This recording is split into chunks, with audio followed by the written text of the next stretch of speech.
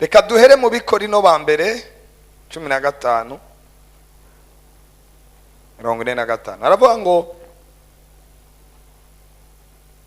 kandi uko niko handitswe ngo umuntu wa mbere Adamu yabaye ufise ubugingo. Adamu wo hanyuma yabaye Mpwemu itanga iki? Ubugingo. Hama 46 aravuga ngo ariko iki Mpwemu si cyo kibanza, nyamara ikinyama nicyo kibanza kigaherukirwa n'iki Mpwemu. Umuntu wa mbere yandurutse mu ivu n'umukungugu, umuntu wa kabiri yandutse mu ijuru nk'uko umukungugu ari, niko nabo umukungugu bandi bari, kandi nk'uko ijuru ari niko n'ab'ijuru bandi bari, kandi nk'uko twambaye ishusho y'iki y'umukungugu niko tuzokwambara n'ishusho y'uw'ijuru. Ariko bene data, icyo mvuga ni iki: yuko ab'inyama n'amaraso badashobora kuragwa ubwami bw'Imana, kandi ibibora bidashobora kuragwa ibitabora. Imana ishimwe cyane. Mana, tugushimiye ijambo ryawe, ikuvugane natwe, ugendane natwe, kandi umwe wese uvugane nawe biciye muri iri jambo. Akamaro k'impamvu tugomba kunengesera Mpwemu Yera, mu izina rya Yesu, amen. Reka twinjire muri aya majambo avuga akamaro ko kunengesera Mpwemu Yera. Mbega twanengesera Mpwemu Yera gute? Kubera iki Imana igomba ko tunengesera Mpwemu Yera?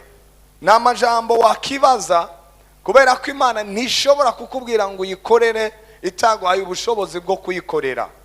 Iyo tubirabye neza, impamvu Imana igusaba ko warengerwa, overflow, cyangwa se icyo twita gusenderezwa Mpwemu Yera. Ibyo wenda ndaza kubisigura neza, ariko ndagira mvuge kubera iki Imana ishaka ko dusenderezwa Mpwemu Yera. Ni ukubera yuko Imana ishaka gukorana natwe, kandi Imana ntishobora kugutuma itaguhaye ubushobozi bwayo. Imana ishaka gukorana natwe, niyo mpamvu yifuza kudupakira, yifuza kuduha Mpwemu Yera, yifuza ko Mpwemu Yera turengera. Kubera iki? Igomba gukorana nawe, igomba gukorana nanjye. Ikindi cya kabiri, nuko aho idutumye hatoroshe. Aho Imana igira gutume, aho Imana igira intume, cyangwa se aho turi ntago tworohewe. Wenda mu nyigisho zatambutse narabibabwiye, twarize impwemu ziganje ikirere, impwemu ziganje y'isi. Mpamvu kiyindi tugomba kuzuzwa, gusenderezwa Mpwemu Yera, nuko aho Imana iri kwiratutuma, naho tubaye, naho duherereye tutorohewe. Imana yabwiye Yeremiya amubwira mu gice cya mbere umurongo w'10 ngo dore ngushyize hejuru y'amahanga n'ibihugu by'abami, guhamvomvora, gusambura, gusenya. Mu yandi majambo, nuko Imana yabwiraga Yeremiya ngushyiriyeho kugira ngo ukureho imirimo yose y'umugwanizi. Nukuvuga ngo mpamvu kinkeneye Mpwemu Yera cyangwa gusenderezwa, nukubera ko intambara itoroshe. Ahandi nukugira ngo tuzane intama za Kristo zazimiye. Yesu yavuze amajambo umunsi umwe, aravuga ngo haracyari n'izindi ntama, ni byiza ko njya kuzizana. Mu yandi majambo, hari izindi ntama ziri aha hanze zikeneye ko tujya kuzana. Haleluya. Izo ntama rero zikeneye iki? Zikeneye njyewe nawe tujye kuzizana mu ruhongore. Izo Yesu yavuze ngo haracyari izindi ntama. Izo rero ni byiza ko tuzizana. Ntago rero mu nkomezi zanje nabasha kuzana intama za Kristo zazimiye. Nkeneye kurengerwa na Mpwemu Yera. Aha rero muca mutahura impamvu Imana yabwiye Yesu agiye kujya mu ijoro, yabwiye abigishwa, arababwira ngo dore ndagiye, musigare mu cyumba, muguma ahantu hamwe, mu minsi mikeya nzobarungikira ubushobozi, nzobarungikira Mpwemu Yera. Arangije arababwira ngo uwo Mpwemu niyabaza ko mwumve icyakurikiye, muzohabwa iki? Ubushobozi. Mu yandi majambo, Yesu yari abizi neza ntabwo ashobora kurungika ishengero, ntabwo ashobora kurungika abantu biwe atabanje kubaha Mpwemu wiwe, atabanje kubasendereza Mpwemu wiwe. Imana ishime cyane. So bishatse kuvuga iki rero? Ntabwo Imana yandungika, yakurungika mu murimo wayo kuzana intama zazimiye zuzuye ngaha hanze ngo uzibwire Yesu mu nkomezi zawe. Ukeneye ubwo bushobozi, ukeneye gusenderezwa, kubera uwasenderejwe aba yahawe bwa bushobozi bwo kwamamaza. Arangije aravuga ngo muzahabwa ubushobozi. Mpwemu Yera niyabaza ko, umva, ngo muzoba abagabo bo kunshingira iki? Inahe? Hehe? Yerusalemu. Ruva Yerusalemu uhereye mu nzu wawe. Ngo Yudaya, uvuye mu nzu wawe Yudaya biroroshe kuzohavuga ubutumwa. Samariya. Nshaka kubabwira iki rero? Impamvu cy'Imana igomba ko dusenderezwa, nicyo ndiko ndabigisha, akamaro ko kurengerwa na Mpwemu Yera mu buzima bwa Gikristo. Impamvu cy'Imana igomba ko turengerwa na Mpwemu Yera, impamvu cy'Imana igomba kurengerwa na Mpwemu Yera ni yihe? Ni ukugira ngo uhabwe ubushobozi. Kubera kurengerwa na Mpwemu Yera harimo ubushobozi duhabwa n'Imana. Mume ameni hageje. Hari indirimbo njya nkunda kubabwira, murayizi, ivuga ngo tuzajya mu mwuka rimwe, tuguruke mu kanya gato, tube twarigezemo, ijuru ryahumuye we. Abede nshaka kubereka ko n'ubundi Imana iduha Mpwemu Yera.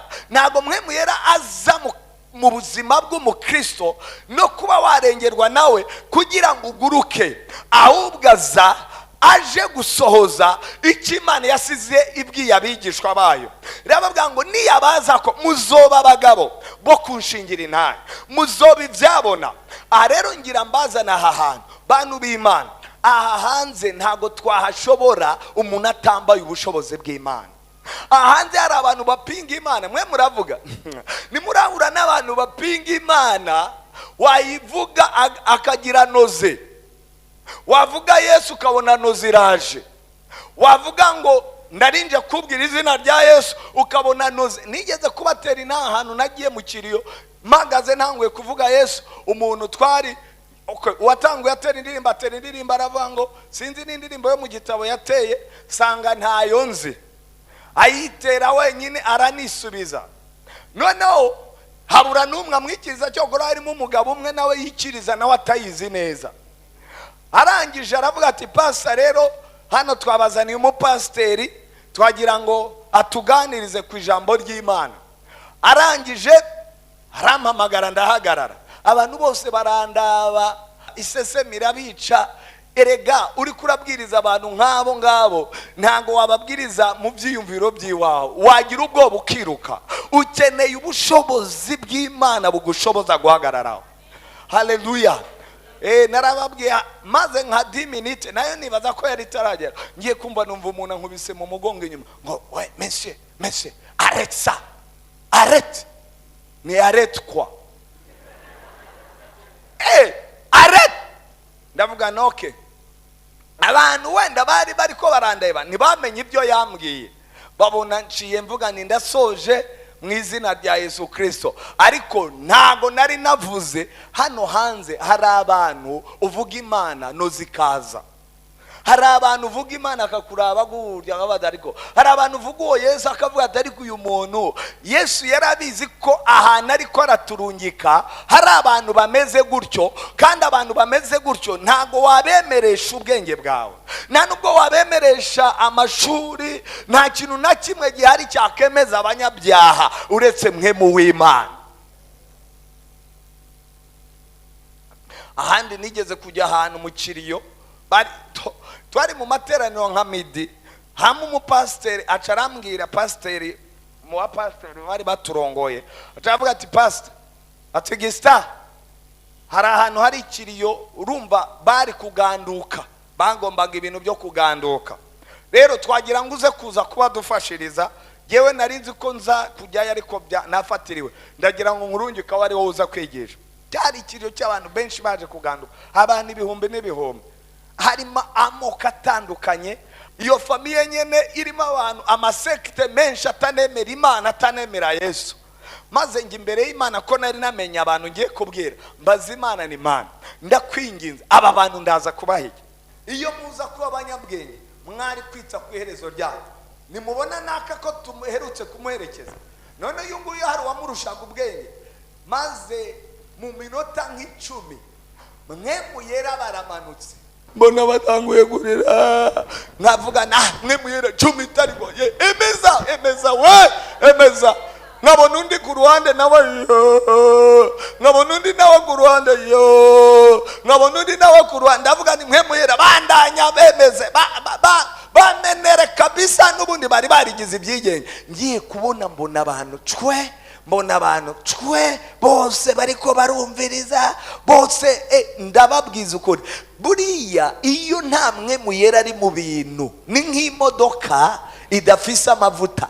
Mwari mwabona iki? Gutwara ikimodoka gifise moteri yashizemo amavuta, niko biba bimeze. Ibi bintu by'Imana Yesu yarazi neza yuko ntago twabishobora mu nkomezi zacu twebwe dufise. Kuko ntushobora kujya kwemeza abantu. Ubemeza gute? Ubemeza ufise ayahe mashuri? Ayo waba ufise yose. Icyemeza umuntu ni kimwe, ni Mpwemu w'Imana. Kandi ikindi ngira mbabwire nuko igikorwa cyakozwe na Mpwemu Yera muri twebwe nicyo cyera imbuto, kandi iyo mbuto igumaho. Yesu yaravuze neza, aravuga ngo mugende mwere imbuto kandi zikora iki? Zigumaho, zitavaho. Igikorwa cya Mpwemu Yera muri twebwe yakoreye mu buzima bwacu kiragenda kikera imbuto, kandi imbuto z'igikorwa cy'Imana muri twe zo zigumaho, nta kizikuraho. Haleluya, mumamine hagije. So ngira mbabwire iki kintu rero, Yesu yarazi neza ntabwo twabaho tutamufise. Aranavuga ngo mureke njye kwa data nibwo byoba byiza, kuko ninajyayo nzobarungikira Mpwemu wanjye. Ngo kandi uwo Mpwemu niyaza, narabwiye abantu bari ngaha ku munsi wa sansiyo, afite buriya hari ibintu mutari muzi mwemwe. Abisi kugira ngo ahagarare imbere y'abana nk'urumogi, kubera naza guhagarara imbere y'abantu, ibyo aza gukora yabazi, yabatamba, yabakora gutya, ibyo yabakora byose ategerezwa gushyiramo icyo bita ganja. Abanza gufata akaburu agashyiraho. Kubera iki? Ganja yiwe yafashiza kumushyira muri horo monshere. Atangura kujya muri horo ntago muzi byari byo, swingi. Akajya muri swingi, yamara kujyayo. Niyo mpamvu iyo umuntu yanyweye kamwe, yanyweye akaburu kamwe, aba ari muri swingi. Akigira muri swingi ukabona aravuga ibintu, iyo nta kintu yitayeho, nta so n'abafise, nta muntu aba yitayeho, kubera ari muri swingi. Izo ni swingi wahawe n'urumogi cyangwa kokayine, cyangwa abantu bajya bafata birya biyayurabwenge. Twebwe rero icyo nshima Imana, hari ikiyaro sinkituke ni cyiza, bamwita twebwe swingi zacu, horo zacu, urumogi rwacu rwitwa Mpwemu Yera. Iyo Mpwemu Yera yagusanze, iyo Mpwemu Yera yamaze kumanukira ubuzima bwawe, iyo Mpwemu Yera yamaze kurengera ubuzima bwawe, iyo yagusuye, na horo nimwe wakumva yangana na Mpwemu Yera yagendera ubuzima bw'umwana w'Imana. Iyo yagusanze ujya muri horo, mana yanjye, swingi za Mpwemu Yera ndazikwifuriza muri iyi ndwi ya Pentecote mu izina rya Yesu. Ndifuza mwese muzajye muri swingi za Mpwemu Yera, unanirwe no gutaha iwanyu, wirarire uvuga la broche galali gali. Iyo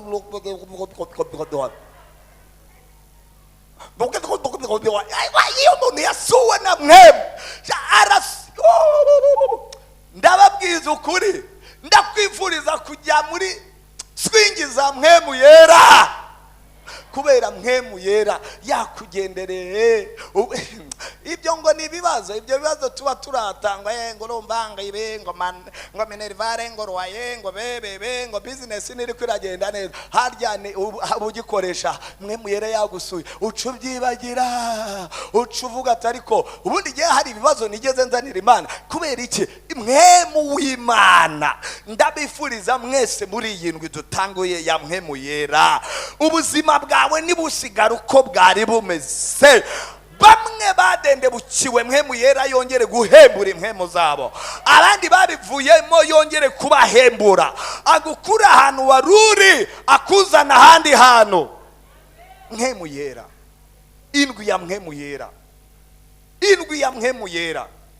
Nawe nta kintu twaca twugara. Buriya Mpwemu Yera aheze, pastor umuntu yaca yireka agataha agasubira mu byo yigiye, kubera ko niwe wenyene akora umurimo we kandi akawukora neza, ankoresheje agukoresheje. Imana ishimwe cyane. Akamaro ko kunengesera Mpwemu Yera. Ezekiyeli 47:12. Reka mvuge kuri icyo cyanditse.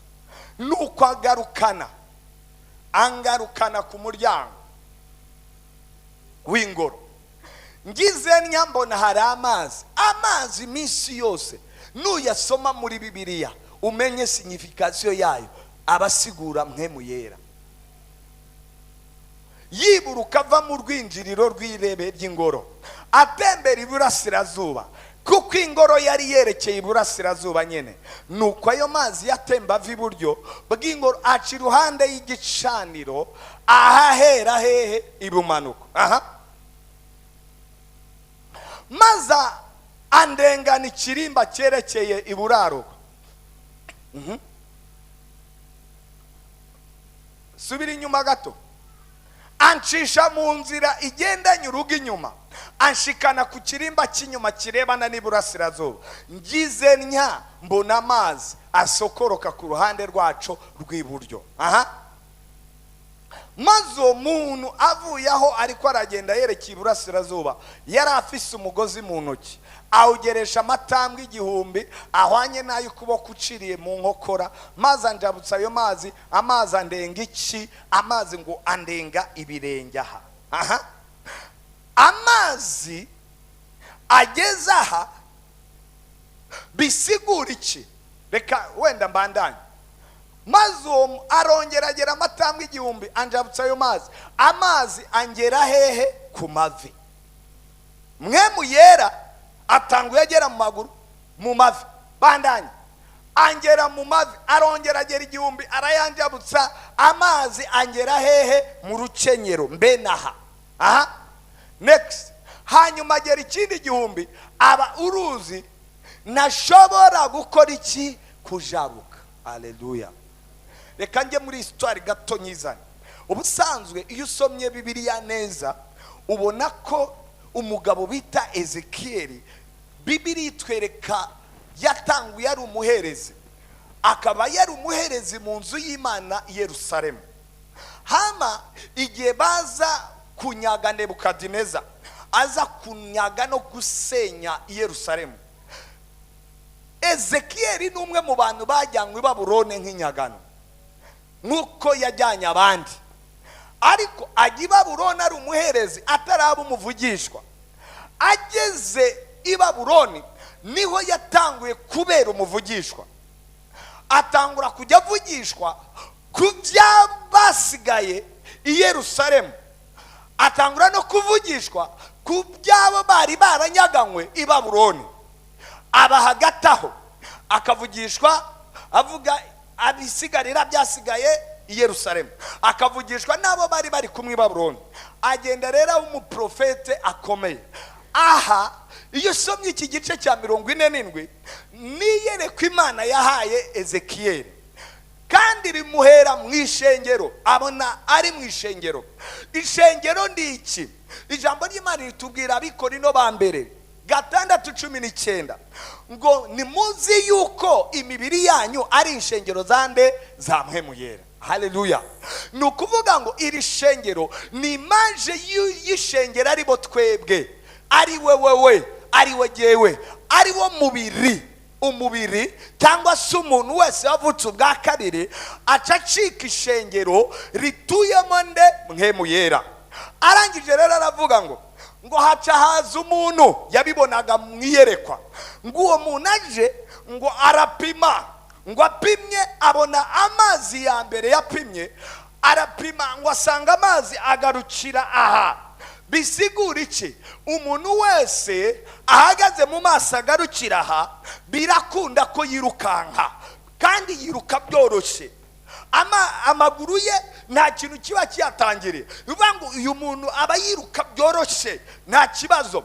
Uyu muntu rero Mpwemu Yera agarukiye aha, ni umuntu n'ubundi ibyo byose ni wabyikorera, ntacyo akeneye cya Mpwemu Yera imukorera, byose n'ubundi ariruka ibyo agomba. Ni ukuvuga ngo ni ishusho y'ukwirongora.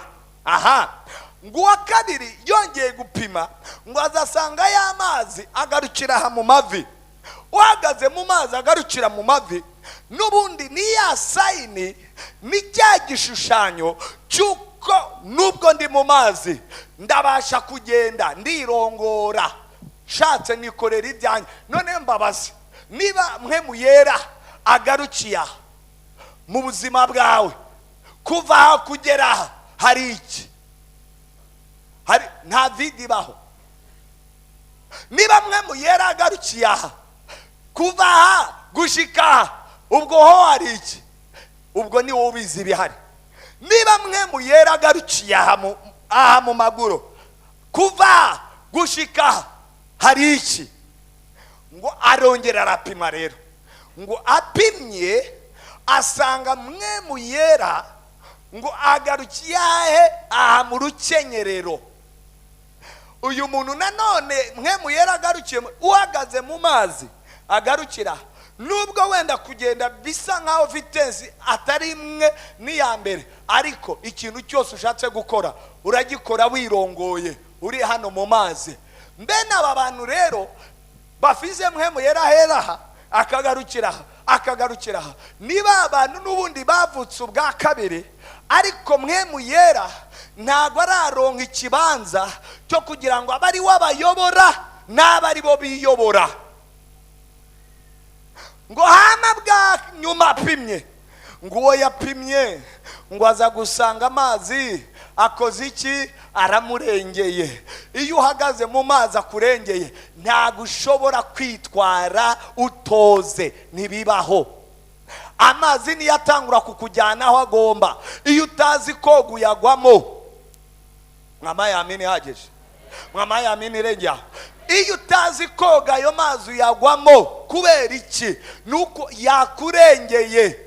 Niyo mpamvu iyo twemereye Imana ikaturenza, ikadusendereza, ikaturengeza Mpwemu Yera, la plenitude, overflow ya Holy Ghost, ntabwo twongera gukora ibintu ari twe tubikora, ahubwo Mpwemu Yera atangura kuba ari wadutwara. Yakujyana gauche ukajyayo, yakujyana droite ukajyayo, yakujyana imbere ukajyayo.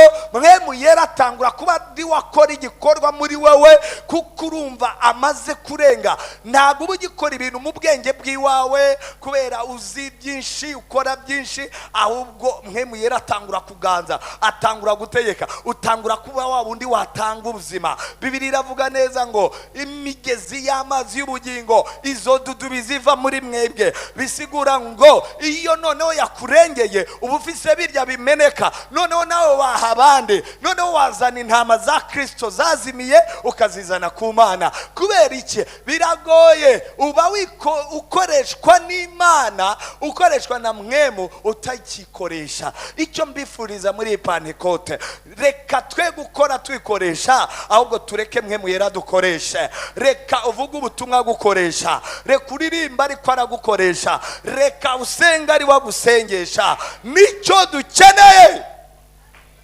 Haleluya. Ntabwo umuntu abakikora, ntabwo abakikoresha.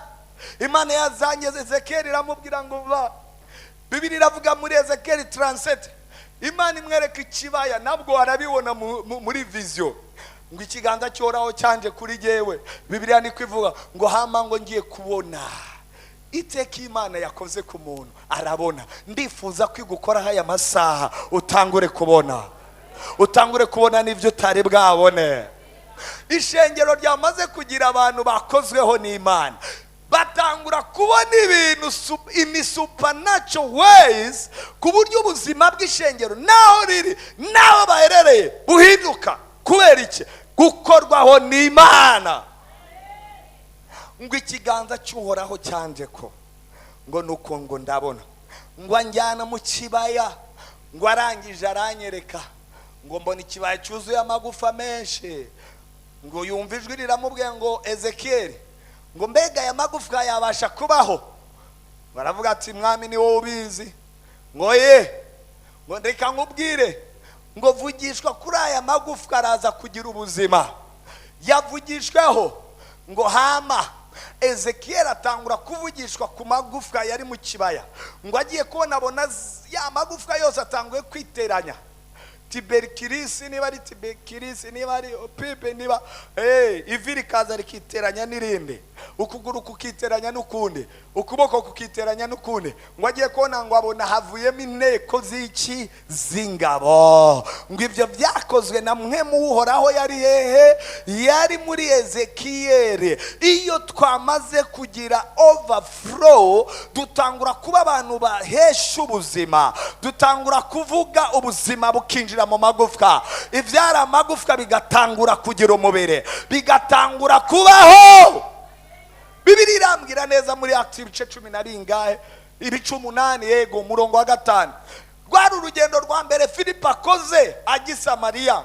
Ngo nuko ngo agize urugendo ajya Samariya, aza kuhasanga abantu bamwe basengaga umugabo, ngo n'umugabo yari yarigize umupfumu ahamura abantu bose. Ndagira ngo mbabwire, hari imbaraga zimira izindi mbaraga, hari ubushobozi burenze ubundi bushobozi.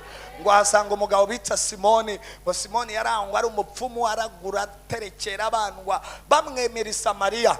Ngo Filipo atanguye kuvuga ubutumwa bwiza. Niyo mpamvu natanguye mbabwira, ntabwo Imana iduhera Mpwemu Yera ubusa, izana Mpwemu Yera kugira ngo agire imbaraga mu buzima bwacu, azane amagufwa yumye kubaho, azana abapfuye mu mwuka kongera kubaho, ahindura barabarozi kuba abakozi b'Imana, ahindura abapfumu bari barigize ngo bakorera Satani abagire kongera gukorera. Ibyo nta bwenge bw'umuntu bwabikora, ni Mpwemu Uhoraho. Ngo Filipo atanguye kuvuga ubutumwa. Umuntu wa mbere wihanye n'uwo mupfumu bitaga Simoni, yari Samariya. Abandi barabya bavuga ati yo wa mugabo twamwemeraga na yamangetengeteye na bya bintu yirirwa agakora, none nawe arakijijwe. Bose bajya ku murongo barakizwa kubera imbaraga babonye muri Filipo. Bibiliya iravuga ngo hama uwo mugabo atangura kujya agendana na Filipo. Filipo wakase umugabo agakatayo. Kubera iki? Mu bintu byatumye uyu umupfumu akizwa Simoni, ni ukubera ubushobozi yabonye muri Filipo. Yaramurabya uburyo avuga ashize amanga, aramurabya uburyo amajambo ariko aravuga, ariko arahindura ubuzima bw'abantu. Avuga ati ariko we baraduhenze, Satani yaraduhenze. Twabonye imbaraga zisumba izindi mbaraga, twabonye ubushobozi bumirizi ubundi bushobozi. Hama arakizwa. Akijwa, abantu bose bamuzaga imbere, abantu bose bamuhaga ibiraka, abantu bose bamuhaga yabo, nabo baba bacabaga inyuma ya Filipo, baba barakijijwe. Hama umugabo atangura kugendana na Filipo ashaka iki? Urabona iyo umuntu buriya hari n'abantu bakizwa kubera yakundaga amafaranga akaguma yakunda, Imana itarayamwicaho. Hariho abantu bakizwa yarakundaga ubusambanyi akabandanya kwegwa nabwo, Imana itarabumwicamo. Mwama yameni hageje. Hariho abantu bakizwa kubera yakundaga kubeshya akabandanya abeshya, Imana itarabimwicaho. Umugabo bita Simoni yari umupfumu, abandanya akoresha za mbaraga z'ubupfumu. Amaze kubona Filipo arakizwa kubera imbaraga yabonye muri Filipo, atangura kugenda inyuma ya Filipo. Filipo akasunda agakataho, aryamye undi akaryamaho. Ngo nta kindi yaronderaga imbaraga zikorera muri Filipo. Hama Petero na Yohana baza kubimenya, basanganira Filipo i Samariya. Bagezeyo batangura nabo kwigisha abantu bose bari Samariya. Bibiliya iravuga ngo kuko ngo bari batarahabwa Mpwemu Yera, Yohana na Petero batangura kwegera abantu babarambikaho ibiganza, abantu batangura kuzuzwa, batangura gusendera Mpwemu Yera. Simoni araho ariko arabiraba, aravuga ati no, aba bantu ni abantu badasanzwe, aba bantu izi nkome zibazikura. Arangije yegera ba Petero arababwira ati, arapfuka imbere yabo ati, nanjye ndashaka izi nkome zikorera muri mwebwe nanjye zinkoreremo. Ariko we muri sanse negatifu, kuko ntiyashakaga ko Mpwemu Yera n'ubundi naza akaba overflow mu buzima bwa Simoni. Uburyo yari gukoresha Mpwemu Yera amanipira abantu, kurya amanipiraga abantu akoresha imbaraga z'umwiza kugira ngo bamuzanire kashi, nawe niko yari agiye kujya akoresha Mpwemu Yera ngo abantu bamuzanire kashi. Niyo mpamvu nababwiye, iyo ukijijwe hari ingeso wari ufise Imana itarazi kwicaho, niyo ubandanyije ukizwa utabwira Imana ngo izice, ubandanya n'Imana uyikorera na yangeso. Amen. Apfukamye imbere ya Petero, Petero aramuraba ati, yumuntu motivation ye siyo. Acaramo ngo ati, pu, ntabwo ingabire y'Imana tuyigurana amafaranga. Umutima wawe ibyo uri kura sivyo ihane. Iki rero nshaka kukibabwira kubera iki, ibi byose nababwiye bya Filipo ntago bari kujya muri ibyo bihugu n'inkomezi zabo. Impamvu Imana igomba ngo wuzure, impamvu Imana ishaka kugusendereza nta yindi, ni ukugira ngo ibiri ngaha hanze ubashe kubinesha. Ntabwo ari inyungu z'Imana gusa, ni inyungu zawe kugira ngo ubashe guhagarara hano hanze.